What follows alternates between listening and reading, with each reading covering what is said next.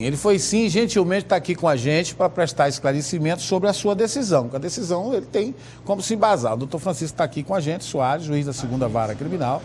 Boa tarde, doutor Francisco, o senhor está com a palavra. Boa tarde, Silas. Você está com a palavra, já feitas as reclamações policiais, o próprio Ministério Público recorreu de que foram pegos em flagrantes e o senhor deu a soltura desses traficantes que para ele comprovadamente são traficantes. Boa tarde, doutor, o senhor está com a palavra. Eu agradeço a oportunidade. Digo boa tarde à população de Teresina e de Timon.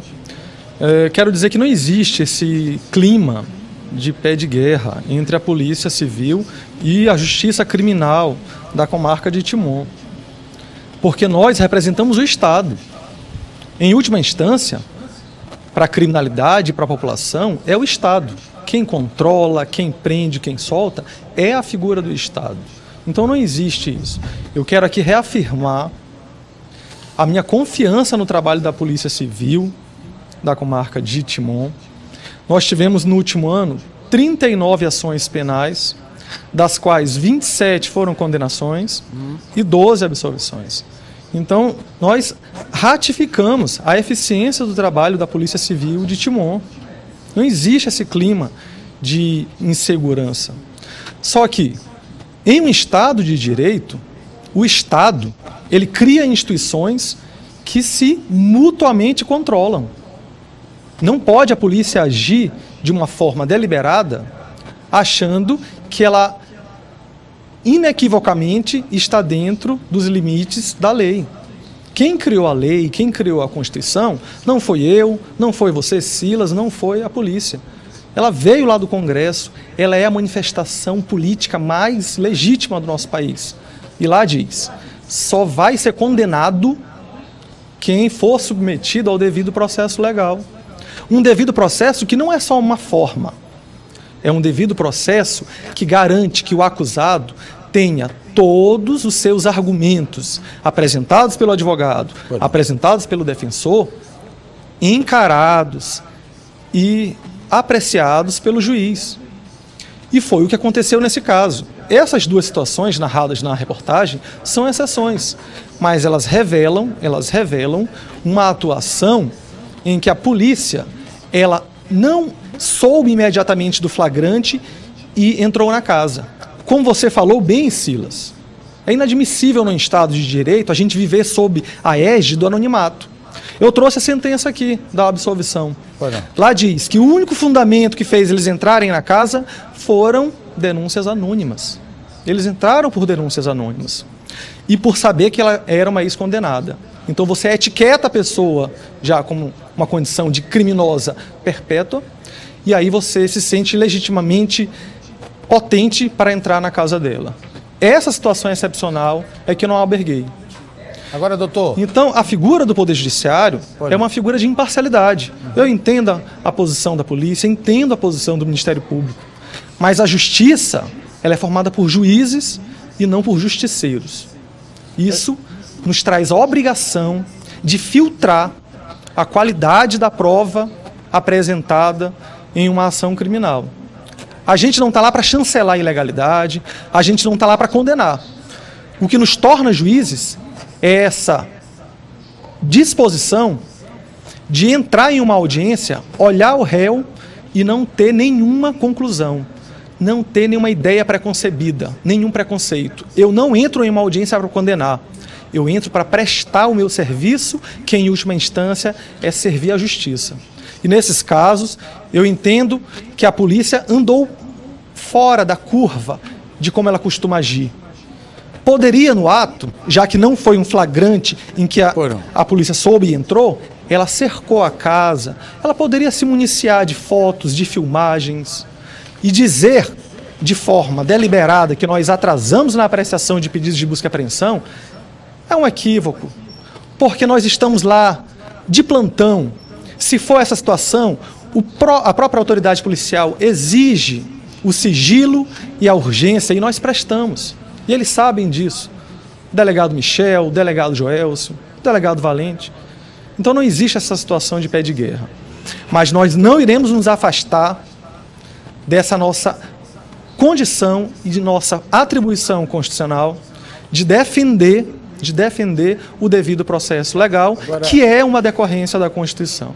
Então é isso, Silas. Essas são as minhas considerações. Agora, doutor, entendamos o seguinte, mas não foram pegos em flagrante? Me parece que tem as imagens lá, as imagens de armamento, de drogas, de quantidade em dinheiro, em pequena quantidade de dinheiro, que caracteriza, né, no mundo do crime a venda da droga, uma balança de precisão que caracteriza mais ainda a venda da droga. Quer dizer, se embora as informações de um flagrante foram anônimas, mas me parece que ali eles conseguiram as provas, ou não? A sua argumentação, ela leva em consideração que os fins justificariam os meios. Mas no Estado de Direito, não. No Estado de Direito, os fins não justificam os meios. Um bandido, quando ele pratica um crime, ele não precisa respeitar a lei. Mas a polícia, quando apura e prende uma pessoa, ela precisa respeitar a lei. Entende? Então, esse meio, essa garantia de produzir uma prova através de um meio lícito é uma obrigação que cabe à polícia obedecer. E cabe ao judiciário controlar. Certo? Entendo. Se vivêssemos num mundo onde todos praticassem só o bem, um mundo de anjos, não precisaríamos nem de governo. Mas num plano material em que as instituições são falhas porque são ocupadas por homens, a gente precisa que uma instituição controle a outra. Então eu não vim aqui desestimular o trabalho da Polícia Civil, claro. Muito pelo contrário. Essas minhas duas decisões, elas têm uma função pedagógica para a polícia, para que daqui para frente eles aprimorem o trabalho deles e deem uma resposta à sociedade mais legítima. Em primeiro plano, a comunidade pode ficar insatisfeita com essa ideia de que a justiça solta o que a polícia prendeu em flagrante. A comunidade Mas, em última instância, a comunidade não consegue nós estamos entender. aqui garantindo o bem comum. Nós estamos garantindo o bem comum.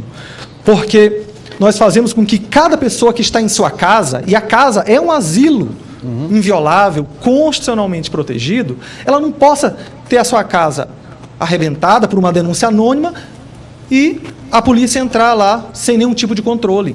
Vejam um risco muito grande. Essa minha decisão tem a função também de até resguardar o bom trabalho policial. Porque o risco de um policial, quando entra em uma casa e não tiver nenhum tipo de elemento criminoso, de produto, de objeto de crime, é de ele ter praticado um abuso de autoridade. Então a situação fica, ou o policial encontra uma situação flagrancial, ou ele mesmo acabou de praticar um crime. Então essa situação é muito tênue. Para evitar isso, é que instrumentalmente nós não consideramos como lícitas essas provas, para que futuramente a polícia se guarnecie, se revista de mais elementos probatórios, para que apresente judicialmente elementos mais contundentes de autoria e de materialidade delitiva. Doutor, nós não estaríamos assim, uma pergunta de um leigo, estaríamos valorizando o abstrato, esquecendo um pouco do real, se nós agirmos sempre assim, doutor? Da realidade que vivemos? Não, né? Tudo bem. Tá certo. Eu acho que não, porque o direito, ele é a instrumentalização de valores políticos, morais. Mas se na prática a gente não souber o que fazer, ou se a gente se esquecer e aplicar simplesmente aquela justiça vingativa, aquela justiça de eu quero lavar a alma a qualquer custo, nós não estamos num Estado de Direito. Nós estamos em qualquer outro Estado medieval, mas o nosso momento civilizatório, ele exige que o Estado controle o próprio Estado. O poder só é histórico, atualmente, porque ele se controla. Um poder sem controle é uma ditadura, é qualquer coisa, mas não é um Estado de Direito. Eu entendo perfeitamente o que o senhor está dizendo, doutor. Eu acho que deve ser inviolável, principalmente a casa do cidadão. Mas é que os bandidos, eles não tornam a nossa casa, eles não respeitam esse critério para a gente. Eles invadem a nossa família, não estou dizendo nesse caso, eles invadem nossas casas, viciam os nossos filhos, desmontam as nossas famílias, eles não precisam de ordem judicial para invadir a felicidade e a calma das famílias. Nesse seu caso, eu entendo perfeitamente que o senhor acha que eles não deveriam ter adentrado sem ordem judicial, mesmo com as provas lá, o senhor acha que eles deviam se basear mais fortemente. Eu quero entender isso, mas quero entender que nenhum bandido bate na porta da casa de nenhuma família para viciar os seus filhos de crack. Nenhum bandido bate na porta de nenhuma família para adentrá-la, para acabar com a felicidade de uma família, embora eu queira respeitar o seu trabalho, que eu tenho visto falar com muito respeito, viu, doutor? Silas, eu agradeço eu digo que eu, enquanto Estado, juiz, não faço um trabalho de controle da polícia reconhecendo a ilegalidade de uma prova de forma tranquila. É com muita angústia que se faz isso, porque a gente sabe, eu sou pai de família, sei do poder lesivo, do poder devastador das drogas, mas a gente precisa também ter regras claras, ter regras límpidas, para que a gente chegue a um combate legítimo. A minha decisão ela é fruto da minha convicção jurídica. Claro. Tanto que essa decisão, o Ministério Público recorreu. É assim que funciona. É a razão jurídica prevalecente. É o império do direito. Se o tribunal disser que é válida a prova, o processo volta e eu terei que analisar a materialidade e a autoria delitiva, sem nenhum problema, sem raiva, sem rancor.